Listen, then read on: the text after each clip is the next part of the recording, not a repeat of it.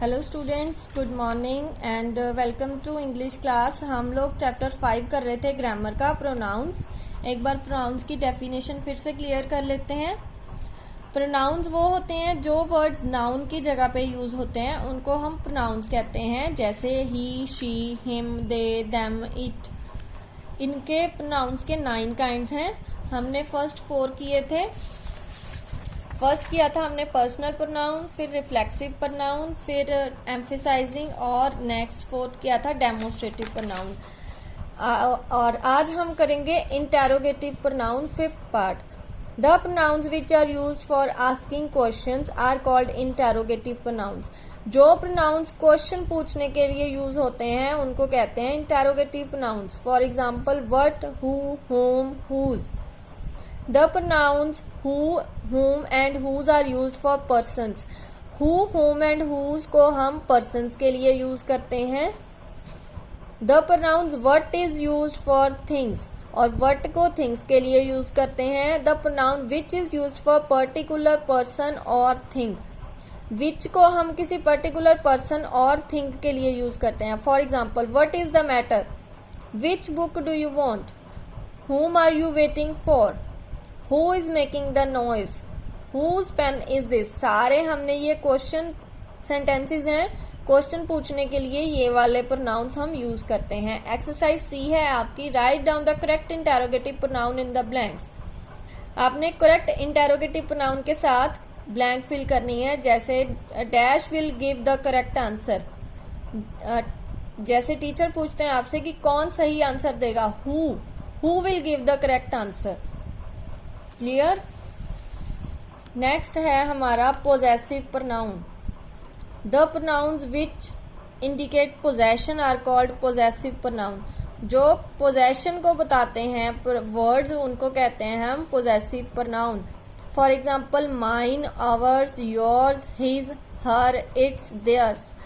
किसी चीज के बारे में हमारा पोजेशन बताते हैं वो वर्ड्स होते हैं possessive pronouns. This book is mine, that one is hers. ये बुक मेरी है, this book is mine, and वो दैट वन इज हर्स, वो उसकी है। Those books are theirs. किसकी चीज है, किसकी वो पोजेशन है उस चीज के लिए। दोज बुक्स आर देयर्स, वो बुक्स उनकी हैं। The pain on the table is yours. जो टेबल पे पेन है वो तुम्हारा है, योर्स। नेक्स्ट डी एक्सरसाइज है आपकी, transform each sentence using possessive pronoun. जैसे फर्स्ट एग्जांपल की हुई है, that is my bag, that bag is mine. In sentences को आपने पोजेसिव प्रोनाउंस में चेंज करना है। नेक्स्ट 7th है हमारा indefinite pronoun. The pronouns use to refer persons और things in a general way, not in a particular way, are called indefinite pronoun. Persons को या थिंग्स को जनरली हम जब बात करते हैं उनके बारे में, उनको बताने के लिए इंडेफिनेट प्रोनाउन यूज किया जाता है। इसमें कुछ भी पर्टिकुलर खास तौर पे कुछ भी नहीं जैसे बताया जाता। For example some, many, few, all, etcetera. Examples, some are born great. अब यहाँ पे सम है, कुछ लोगों के बारे में बात की गई है, कुछ खास लोगों के बारे में नहीं, कुछ लोग। Next, many monkeys lived on their. Many, बहुत सारे मंकीज। यहाँ पे पर्टिकुलर उनकी गिनती नहीं बताई गई कि कितने मंकीज या कौन कौन से मंकीज, उनके नाम नहीं है। बस थोड़ा सा जनरली बताया कि काफी सारे मंकीज। ऑल द स्टूडेंट्स, सारे स्टूडेंट्स गेम्स में पार्ट लेते हैं, लेकिन कौन कौन से स्पेशली जो गेम्स के में पार्ट लेते हैं उनके नाम यहाँ पे नहीं बताए गए। फ्यू कुछ। क्लियर। जो भी हमें पर्टिकुलरली नहीं बताया गया, बस जनरली हमने बात करनी है, उनके लिए ये इंडेफिनिट प्रोनाउंस यूज होते हैं। नेक्स्ट है आपकी ये एक्सरसाइज, इंडेफिनिट प्रोनाउन से आपने फिल करनी है। इसमें ऑप्शंस भी दिए गए हैं। ऑप्शंस हैं साथ में ये बॉक्स में, इनसे आपने ये इंडेफिनेट प्रोनाउंस फिल करने हैं। नेक्स्ट है distributive pronoun. The pronouns used to refer to one person और thing at a time are called distributive pronoun, for example each, either, neither. जो प्रोनाउंस वन पर्सन या थिंग को एक time पे जो है उसके बारे में बताते हैं वो है डिस्ट्रीब्यूटिव प्रोनाउंस, जैसे either, each, neither.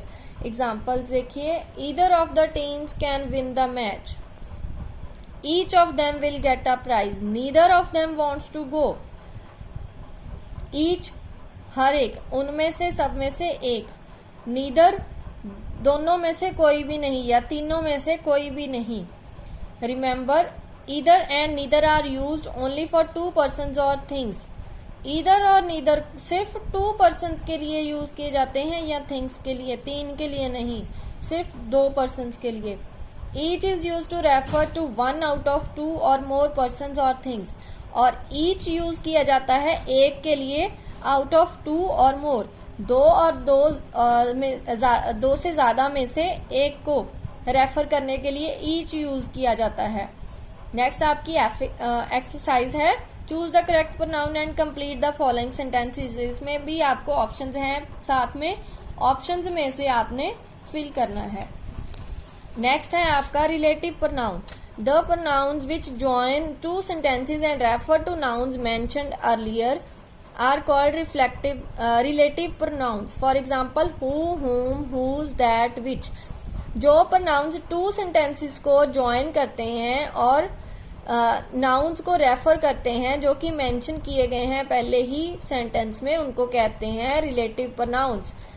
For example who, whom, whose, that, which। Next point देखिए, a relative pronoun is related to the noun which comes before it. एक रिलेटिव प्रोनाउन नाउन से रिलेटेड होता है जो पहले ही होता है वहां पे।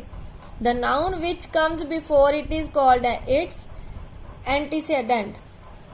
The relative pronoun must agree with the antecedent in number and person. जो रिलेटिव प्रोनाउन है वो हमेशा एंटीसीडेंट से एग्री होना चाहिए नंबर में।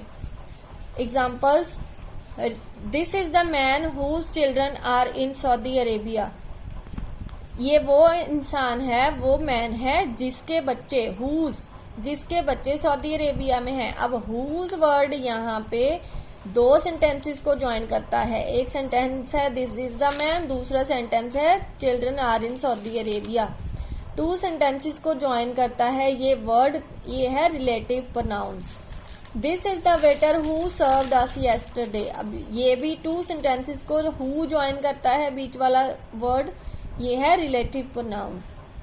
Points to remember, who and whom refer to persons. Who and whom persons को रेफर करते हैं। Whose can refer to persons and things.